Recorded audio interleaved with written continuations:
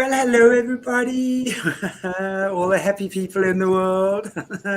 Welcome to Aquarius Rising Africa, which is double dose Jessie Day again.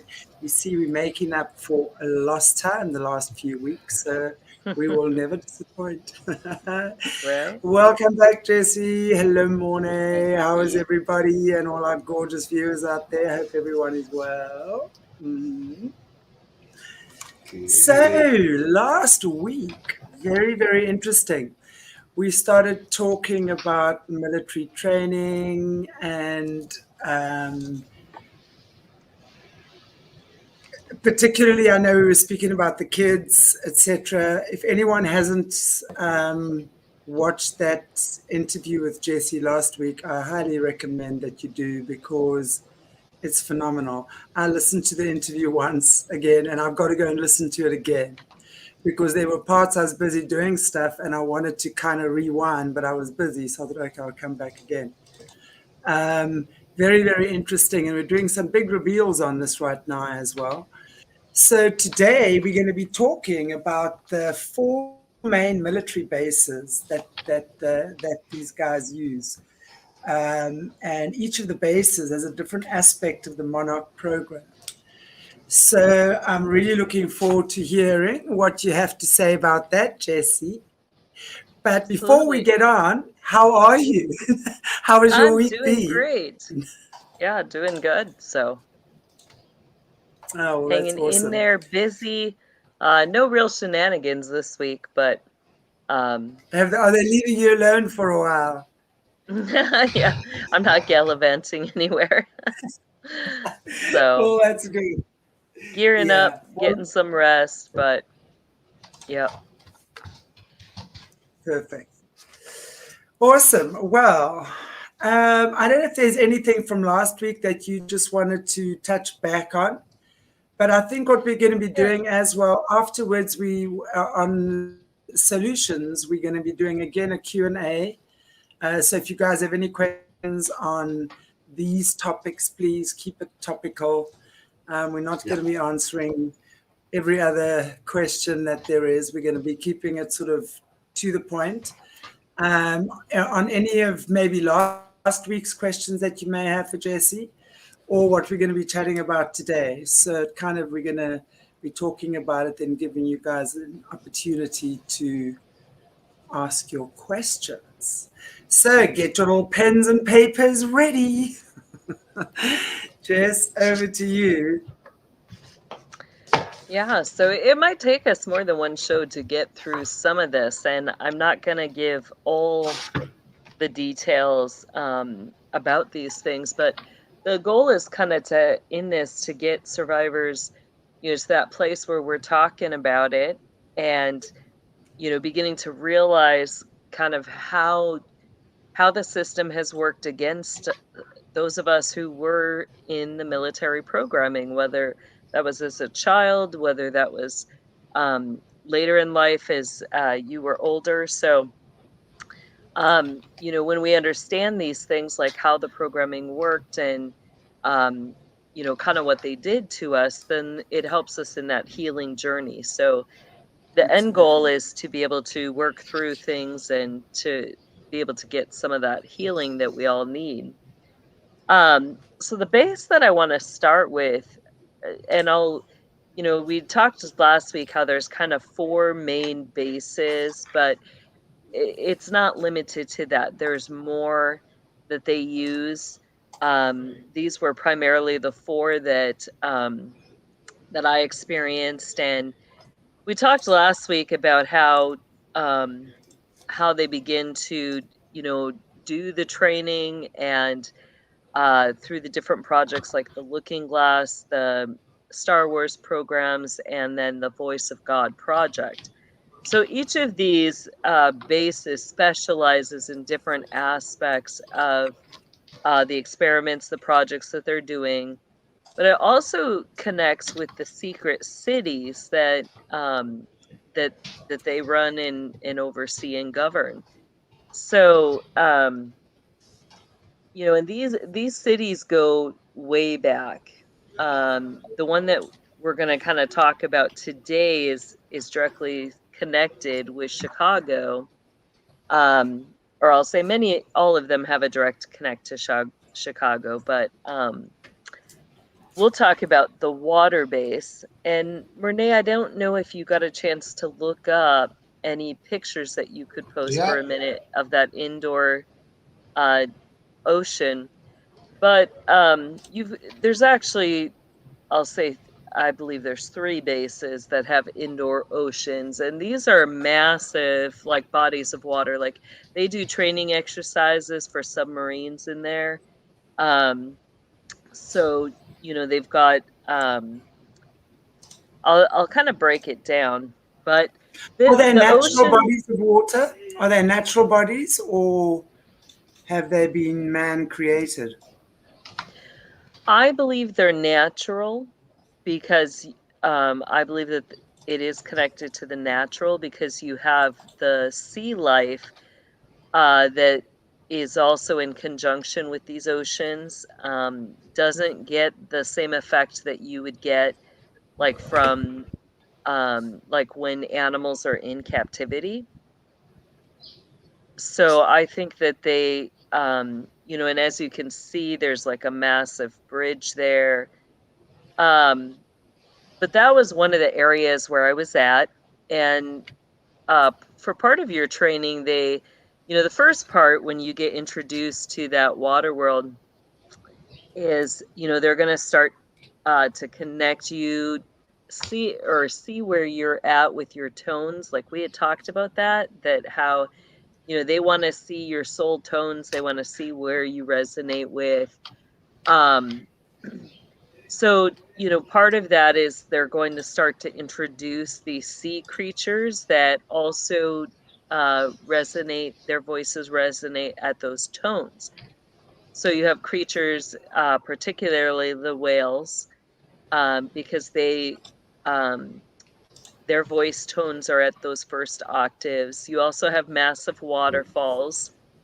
So, they may take you to some of the underground waterfalls. But they're going to get you used to feeling, sensing that first tone vibration. And this comes before they let you know that giants are real. So, the whales are When first. you say, when you say they take you there, how do you get there? Yeah, that's a great question. For me, there was the beginning training was that they would take us to one of the local schools where there was a pool, and we had to learn to pass through the spiritual gate through water. So they take you through a series of different surfaces where you're learning to use the spiritual gates. The most common surfaces are things like mirrors. So for that, that goes with the carousel training with the mirrors. They will often take you to amusement parks, to mirror houses, to get you used to walking through those mirrors. It could also be through mansions that, like some of the elite, um, like many of the parties that we went to that were elites, like, and you can go, like a lot of these individuals have turned their homes into tourist spots. So, you'll see a lot of commonalities in the homes with this, but you'll notice that they always have 3 mirrors in every room. And, some of the older mansions have or pipe organs built in. Those pipe organs were to help get the different octaves as they were doing seances or rituals or magic to go into other dimensions. Um, and I think we did that. We did a show on that with the mansions, the castles. I encourage people to watch that because I go into more detail with the mirrors there. So, Yeah. mirrors is one of the surfaces you can use. Water's another one that you're trained to access. And then, in all different programs. So with the mirrors, let me just quick finish off with that one. That one's going to be connected to the story of Alice in Wonderland, because they connect each of these to different, classic literatures in your training, so that if a child tries to tell people what's happening to them, there's aspects to it that are so similar to those stories that people are like, oh, it's just their imagination. They're really not experiencing these things. So, um, so that everything's always linked to that classic literature. So with the water ones, those bases, you're going to be connected to, different aspects. You've got the surface level connections, which means, that's where you're first going to meet some of the sea creatures. You're going to be in the water with them. I just remember, there were two massive whales. With the first connection, they were killer whales. And, they would do all sorts of scenarios, like crisis scenarios. And at first, the whales would be portrayed as, good beings that, helped protect, helped save. Interestingly enough, all creatures sense things. So when disaster was coming, like in the water area, like if there was underground earthquakes, and again, they're, manufacturing these things. Those whales would give warning signs. So you learn to, communicate, to understand how those animals are communicating for the warning signs. You're learning to work with them. But then there's the twist where, they put you in situations where those whales are, basically going ballistic, and they're on the attack mode. And so it creates that fear, as a child, that these creatures you really can't trust. Everything has a good and a bad side to it. So, if somebody's not in compliance, there are horrific things that you can see happen. So, that then stems to some of the nightmares that people will have about these bases. They do also, and here's where you start to get into the weather witchery as you learn, so like that's all the surface. Let me go back to that. As you further in your training, um, so it's like you witness this horrific thing, and then you learn you got to go deeper. And you're like, oh, heck no. Like, I don't want to go deeper. I mean, you just watched, this horrific scene with these whales that you can't trust. And now you learn that it's beyond the surface, that you got to, learn the deeper aspects. So that's when they, take you to Atlantis or Eurlantia, which are two of the underground cities. Eurlantia also is another name for Atlantis.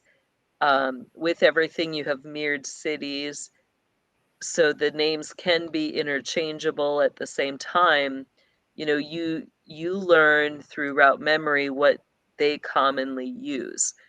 So they kind of do it that way so that if anybody, breaks loose or breaks out, there's a lot of confusion, and, you don't, like if you're trying to locate something, you can't. They don't want you to be able to find it on your own. So, that's the hard part, is everything into these cities, every entrance, every exit, there's always multiple. As a child, you'll always be taken there different ways. So, it could be through a spiritual gate. The next time it could be through a submarine. The next time it could be through the air. They're going to drop you down in there, so they'll do it different routes so that, at first you're thinking you're maybe in lots of different places. But they're just trying to, create that confusion as they're doing the training, unless, you're chosen specifically to be stationed there, and that then becomes your specialty training. That's when they're going to, um, reveal more and more to you about those places, and you'll learn that there's multiple ways to get in and get out. So Atlantis is the underground city with that. Now with that, you have a whole world under there. Um, you've got people that live there. Some of the things that they're going to do is, again, you're learning different forms of transportation. I just, some of the stuff that I remember is that, every child, you go through a couple drownings in your life. Um, they teach you to breathe underwater. I did not like that, because you have to really slow down your breathing, and you have to take very long, extended um, breaths, and you have to keep it very slow. For me, I wasn't created that way, so to me, it would automatically cause me to panic every time, I had to get air slowly. So, um, so that was not my best environment. Usually they did not make me go the long way, which was swimming through, water to get there. With that, you're also doing different elevation changes. Up on the surface, there's a different amount of pressure on your body versus if you're deeper. So you have to learn to navigate the different pressure levels within the water. And that's different from pressure changes that necessarily happen in the land. Uh, like as you go higher into the mountains, there's a similarity there because both environments are low oxygen. Um, your body has to learn to receive the pressure differently, and it affects your ears, everything like that. For me, I had a lot of ear issues, as a kid, and because my eustachian tubes are so tiny, it would cause my eardrums to, um, have a lot of issue. I'd get a lot of fluid built up behind my ears. I'd get a lot of ear infections. I had to have tubes in my ears, when I was real little. And, as I got older, the problems for that just got worse. So those are some of the things that they take you through as you go through that training. Then What is this? What is the water base called? Can you tell us the name of the water base? This one you've just been telling us about. there's several, but that one's connected to the underground city of Atlantis or Yearlantia. So most of the Okay, time so they're that would going to be the call name it of it. they're going to call it a year. I guess I'm not going to say the direct name of the base right now. People can look up pictures of the indoor naval oceans, and that gives you some ideas of, there's several that you can see there. It's going to be connected with California. Some of the big one that I was at was in Maryland. So yeah, that'll make Okay. a lot of sense to some people when they when they see that. Um, those bases also are going to be connected to tunnels and to Nazi bunkers that are in those areas. So you had a lot of they would station a lot of the Nazis there. Um, I think they still do in some regards, but somebody should look into that. Uh, so let me think what else with so as you're doing that, they're going to begin to their goal is to figure out, like, as they choose, you know, which base should do the majority of your training. It all plays in behind the scenes to those 4 elements that we talked about, which were, you know, water, fire, earth, and air. So, you know, they're trying to figure out where in the spectrum for rituals, for the different circle groups that they're going to put you into, where do you fit, on their chart? And, you know, all of that's just it's all testing your spiritual gifts, your spiritual resonance, your spiritual intake, outtake, and how that affects your physical body. Um, you know, so I think that's probably I was trying to think with the water bases, you know, I kind of want to really just, you know, talk through the memories of that because I think this is really going to help a lot of people as they're, you know, they're like, oh my gosh, like maybe that's why I have all these dreams, um, you know, about these whales or other things talking to me. And when I say talking, it's not necessarily a verbal talking. It's, you know, it's the whale songs, but you learn to hear that language and to be able to interpret it just like English. So you also have other creatures like the sharks. You know, they have massive shark tanks. Uh, those sharks are genetically modified in horrific ways. Um, a couple different shark tanks.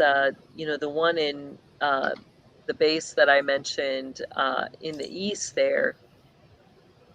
From what I remember, you know, you've got the big ocean area, but then as it goes more underground, you start to get more of the tunnels, the cave look, and there's areas in there where they have obstacle courses that, you know, you've got the big ocean where they're going to do their bigger exercises, and then you get into the smaller areas where, you know, you're tested in really horrific ways.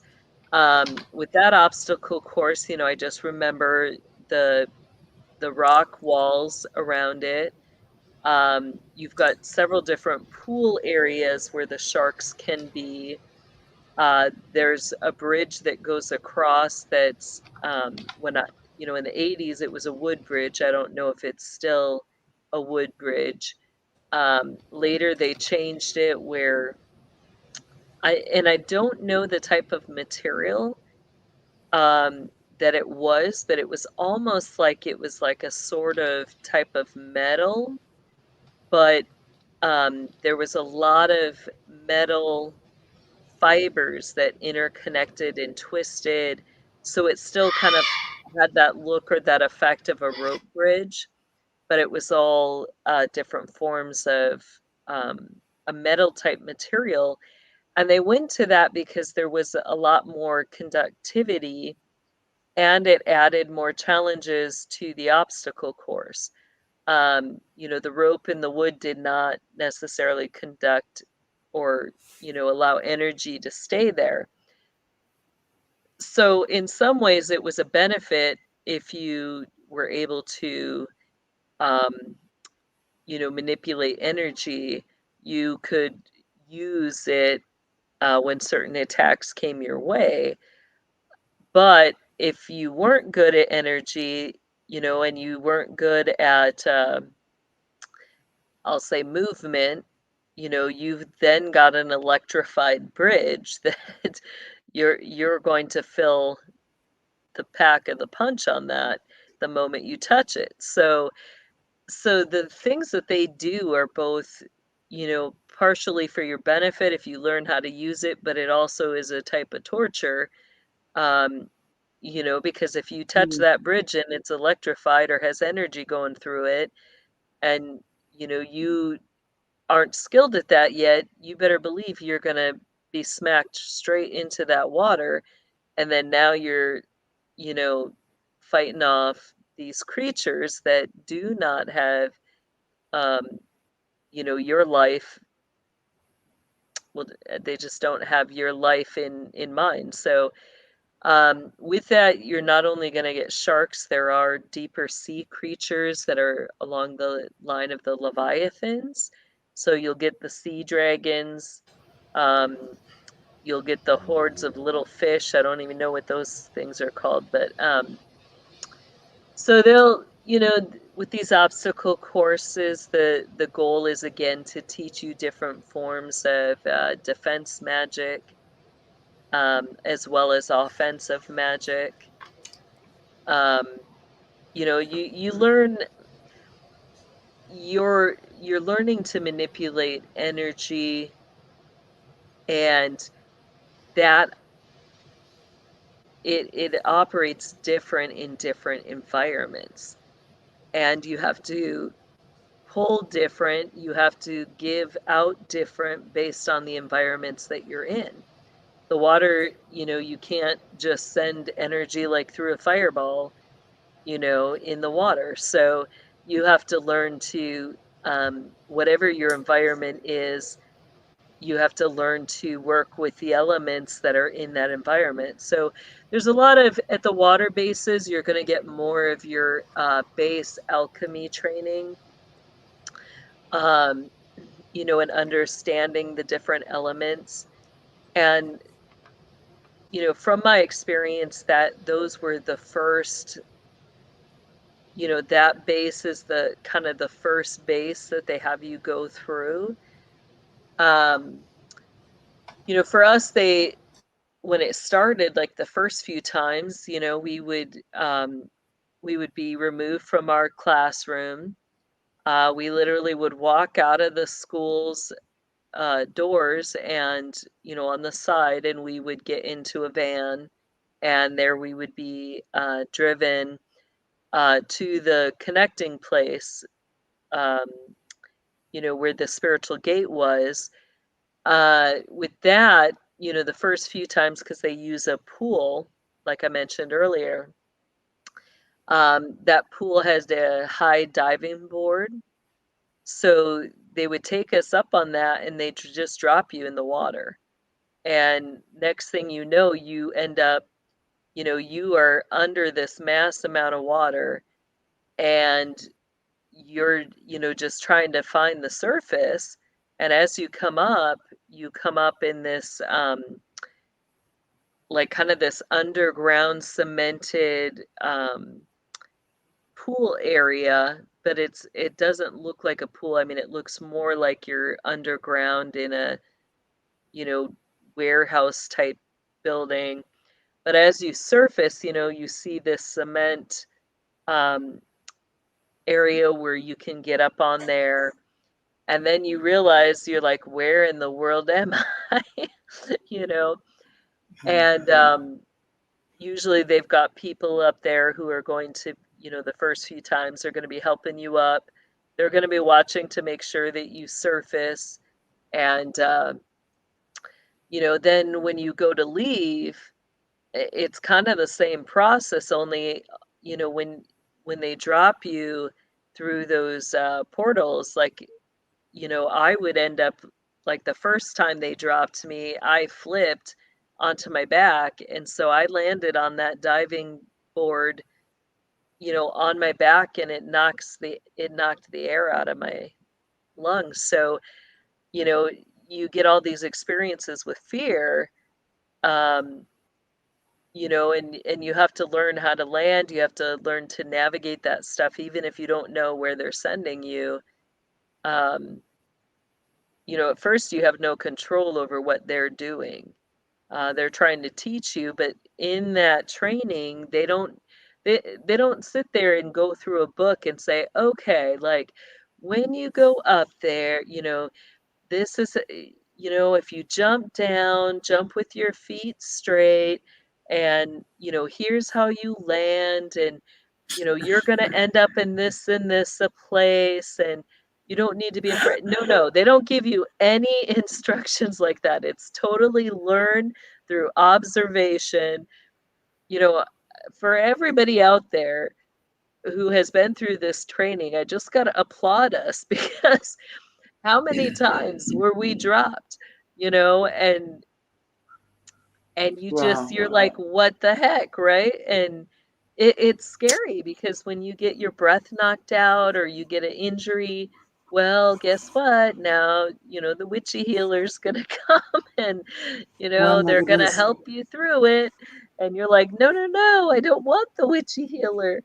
Um, you know, Well, it's that I or know it's like, nothing. no, no. And I'm just like, I don't want the witchy healer. And they're One of the hovering viewers hands. Sorry for, I'm not trying to be mean, but the hovering hands were, those were a one of the no-go viewers for me. one of the viewers is talking about drown proofing. So would that also be in line with the drown proofing? Um, Drown proofing is in they want you to learn how to, Not drown. right, yep, yeah. And I mean, Yeah. it's nasty, the stuff that they do. I mean, you know, my first time was actually with one of my family members, and literally he took me out in the rowboat in our lake and stuff, and you know, I thought we were just going for a nice boat ride. Next thing I know, he's like standing up in the boat, picks me up, chucks me over, and as he chucks me over, he says, "Swim or die," and he starts rowing back. And that was how I learned how to swim. There wasn't an option. It was like, you know, I wasn't prepared. I had no training in it. Simply, he chucked me in that water and said, "Swim or die," and he rowed back, and I had to swim back to shore. So, you know, they do Wow. some of those same things, and it's always with that same concept. You know, like the training that you go through, it's like, you know, it's like all of a sudden you're someplace and the floor drops out and you find yourself through this portal and you're falling. And, you know, like you have to learn quick how to, you know, navigate that situation. You don't even know where you're going to land. You don't even know what's going to be there. God forbid you know, end up landing in the water or someplace else with these sea creatures.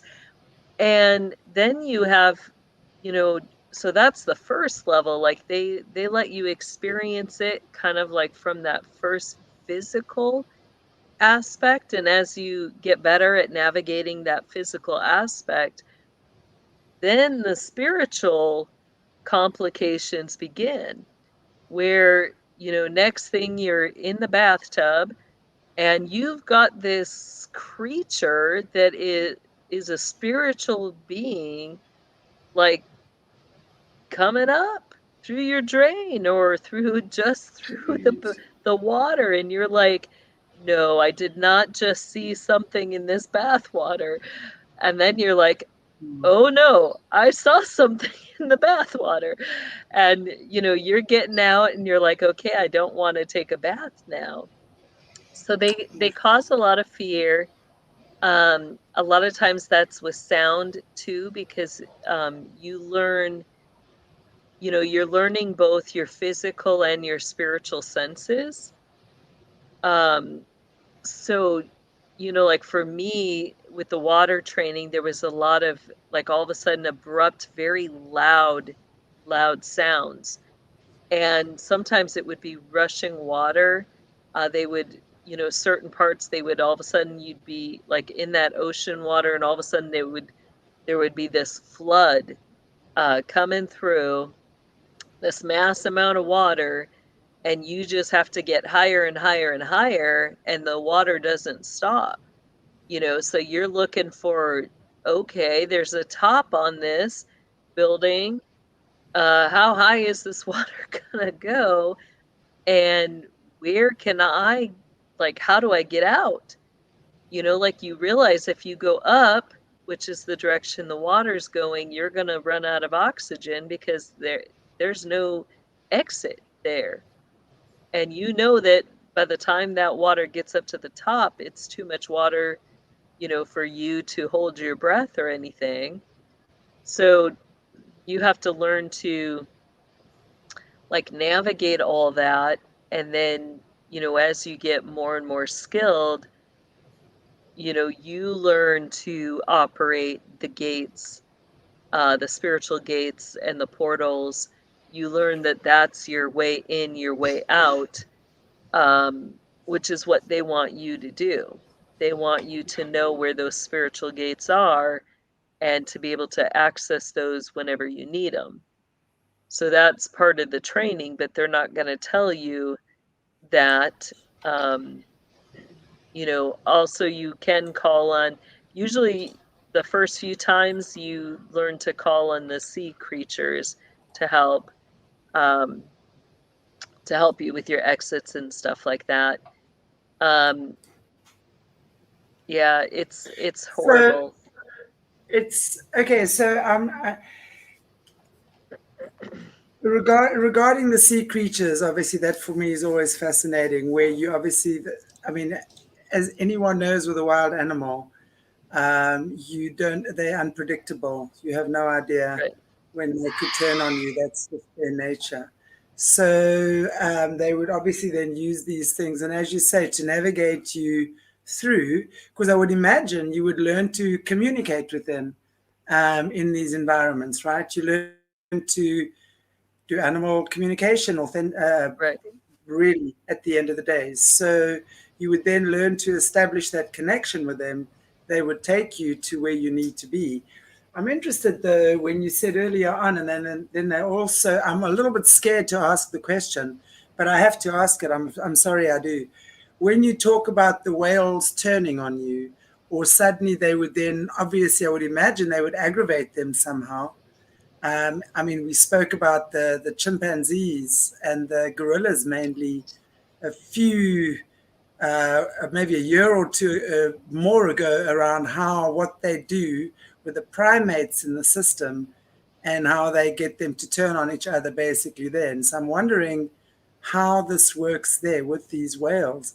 How do they aggravate them and what do they do to the kids in training when they are aggravated? Yeah. So with that, like I said, they create scenarios. One of the things that I noticed was that there would be these really high pitch vibrations before the whales would start to stir and get aggravated.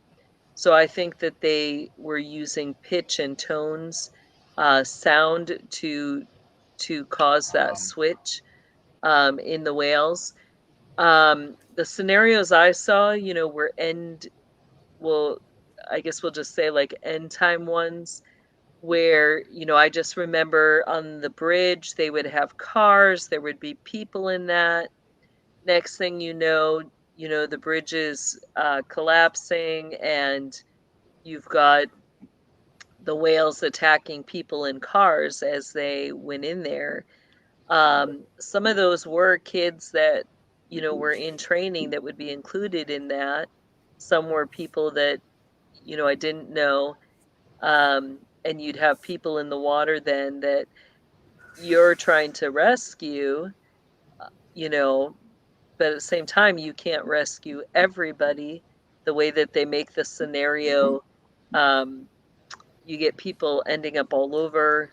The whales will sometimes drag people, so it makes it difficult to know exactly what's going to happen. But that was the particular scenario that I went through. Dolphins? Do they use dolphins? There are, yes. I don't How do like they the use the dolphins dolphins? either. How do they use With dolphins? dolphins, there's a lot more with, I'll say, the abuse. Dolphins, the best way to put it is can get very frisky. So you would have some of those. I guess I'll just put it as it was that sometimes they would attach things to those sea creatures. So during certain water rituals, you've got people who are basically having sex with dolphins, or being, you know, molested by dolphins. You know, they use them with children as well. So That is sick. Yeah, no, yeah. I've I heard think that. I like want to. dolphins in Wales are like gods, like the angels of the ocean. So to take something so beautiful and use it for such sadistic stuff, Yeah. it's Yeah. Um, okay, I think I have questions, but I'll leave it for the show after this. So I think if you can then carry on, if there's anything else in terms of that. You know, when we talk about Leviathan being the demon in charge of the water energy or the water element, is that right? Does Yeah. Leviathan pretty much look after that? So how does Leviathan, what is his expression? How does he come in? Dragons, snakes, mermaids? Is that what you're saying? All of these creatures, and especially the ones that aren't, I mean, like if we look at mermaids and stuff, right? We always hear these beautiful fairy stories about mermaids and how lovely they are and what have you. But are Well, you they do. I mean, saying, they use the real demonic names in those stories. So, you know, as you begin to learn how the water world works, you get introduced to the princes of the water world. Leviathan, you know, is considered the main principality there. Um, I've only always experienced him in one form. That was as, you know, kind of a massive Leviathan water dragon. Um, you know, in my experience, they take you through a special ritual when you first meet with him, and that usually happens up in the caverns, the ice caverns that are when I say up in Antarctica, it's because there's two bases that are classified as Antarctica. So the up there is the Greenland one. Um, and you know, there's other names that those bases go by, but anyway, so up in the ice caverns is where you're first gonna get introduced to him, and that is a face-to-face encounter. So that's usually, you know, for me, that was the first dragon encounter that I had. Um, and, you know, they're going to just, you don't know what's going to happen in there. You know, it's pretty scary. And all of it is about control and about making contracts. Then you've got the secondary ones, which to me, like all of the other princes of the water, always looked like demonic spirits. So I saw them more in that dark, shadowy forms, you know, but they're big. So, you know, these ones are classified as, in the system, they'll call them titans or legends or ancient ones. So you had others like Poseidon, Triton, all those guys. And then you got the female ones, which, you know, I guess I'd put them in class of sirens. You know, I was not one to usually connect with, you know, and when I say female, I'm not meaning that the spirits are actually female. You just have some that manifest as that. You know, I wasn't one who usually connected with that because I just saw them as, you know, viciously evil. And it's yeah, like, nope, not absolutely. gonna do that. You know, too much Ashtaroth horrors to connect with anything that registered as a female in the spirit world. It's like, nope, just give me the big, you know, the big guys.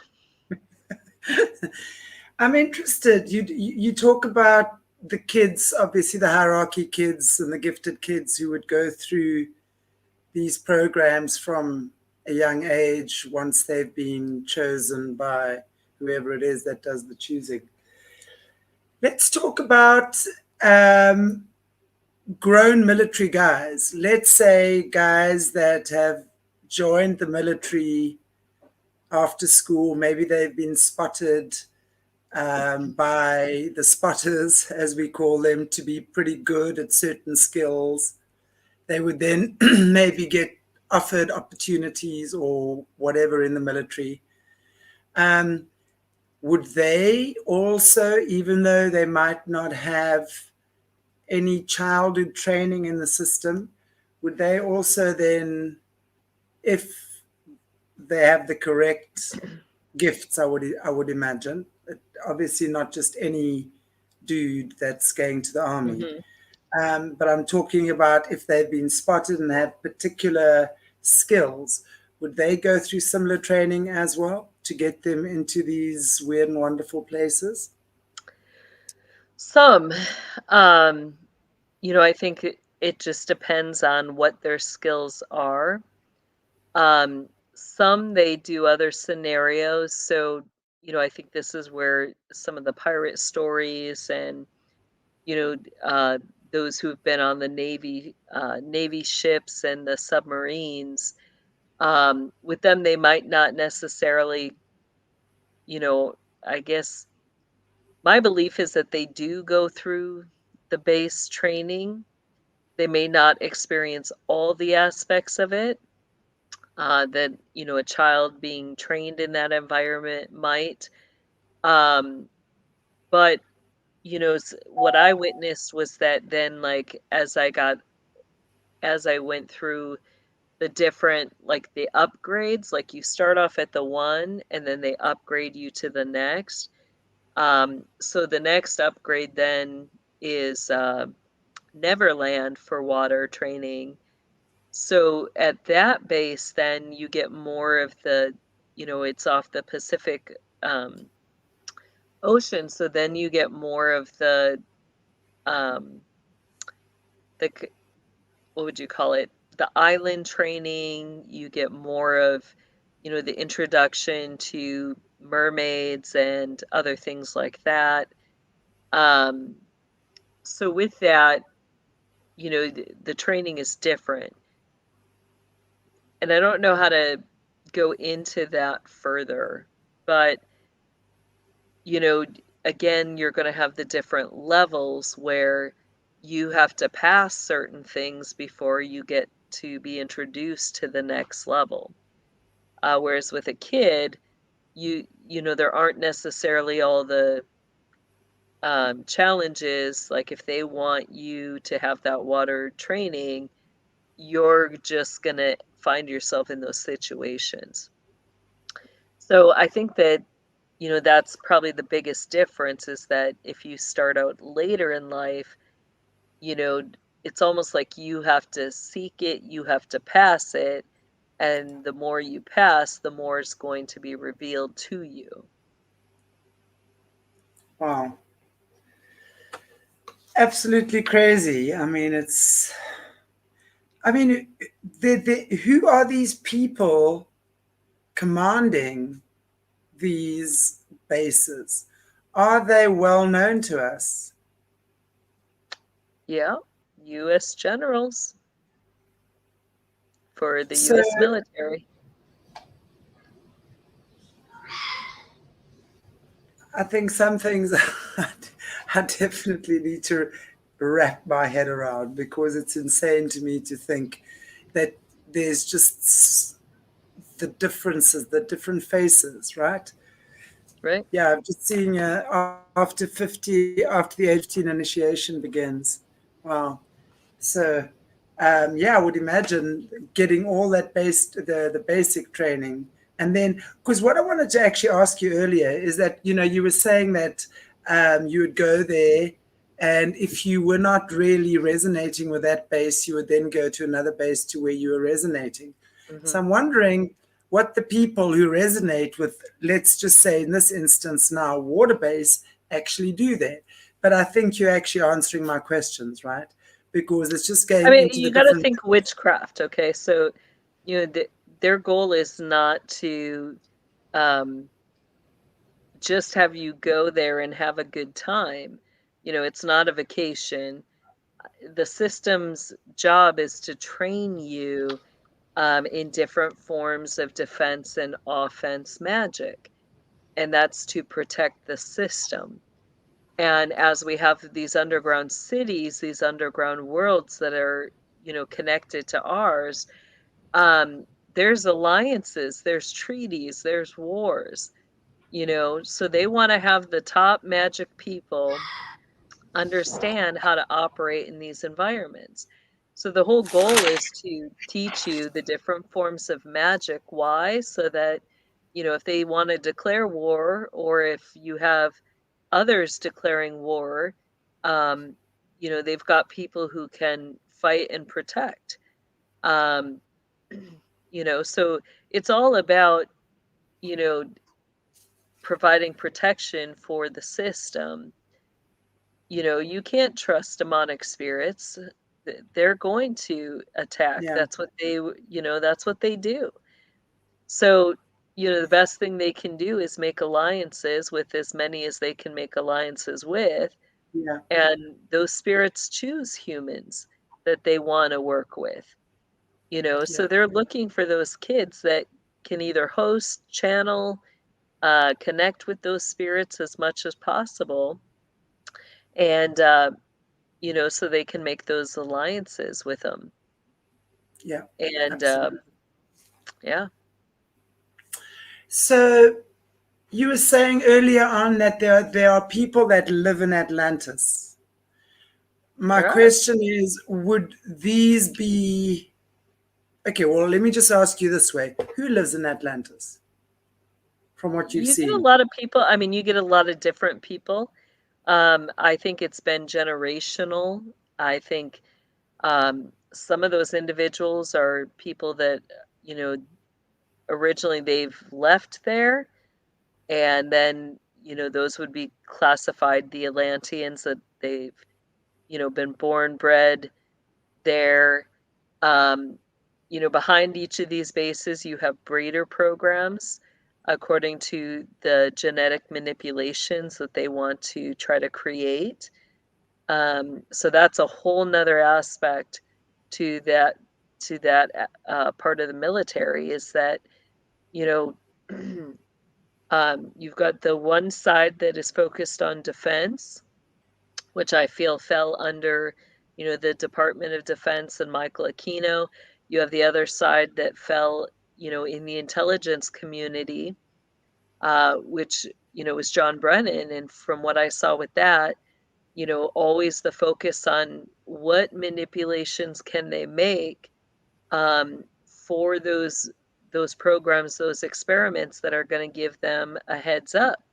So really, you know, Brennan was behind creating a lot of those things, trying to create the perfect super soldier. Well, you know, Aquino was focused on, how do we use these super soldiers? You know, let's put them into real-time situations. Let's see what they do. So you had both working hand in hand together. Behind that, absolutely. you had One Karkak and creates, other, the one uses. Sorry. right. And then you had, you know, Karkak, who was teaching them how to do those type of things. You know, I don't know who all his partners were. You know, I believe there was more than one Nazi that were involved in these, you know, training up those in our U.S. military that I was aware of, who were running those programs. But yeah, they're focused on how can they use. So, you know, I think that's where we start to have then the different survivors who are experiencing different things, where, you know, when they say who's in Atlantis, well, you've got those that, you know, you're told are Atlanteans. You know, their skin is different. They're, you know, because again, you got the oxygen, the pressure uh, changes different, you know, but when they're down there the entire time, like those people, um, you know, they're used to that low oxygen, high pressure environments. We're not, you know, because we're born bred on the surface, you know, so you get different changes like that. You get more of the darker eyes, where, you know, you don't get a lot of the colors in the pupils, because you know, there's not the same consistency of light that's down there and the refraction of light is different. So you get some of those generational traits where, you know, kind of like the kids born in the tunnels, where you've got the black eyes and the thinner skin. But with the water, it's different. Like in the tunnels, you get the thinner skin because the pressure's different. When they're under the water, it's more of a thicker, the skin gets almost like a thick leathery for those individuals. Now, I don't believe that, you know, that some of the traits, like some of them will have fish traits. I think those have been part of the genetic modification through those breeding programs there. You know, you've got the big spirits down there that, you know, basically rule as the gods down there. And, you know, I mean, it's like a whole world. Yeah. That's very Absolutely. different. So what is the Atlanteans? What is their intention? I mean, are they malevolent or are they benevolent? I mean, really, at the end of the day, you know, because it seems like from what you're saying, that is part of the fallen earth, right? So if people are living in that, you know, it's in that fallen space, basically, what is the purpose? Why are they there? And what is their intention? Well, at the core, they're all, you know, come from the land of Ur, which was the Chaldeans. So there you've got, you know, where it morphed into Babylon. You know, at the core, they worship Leviathan and the water, the princes of the water. And, you know, I would say they're not as bloodlusty, but do they still require sacrifices? Yes. So you still have all of the, you know, Canaanite practices that God called Abraham to come out of that are happening there.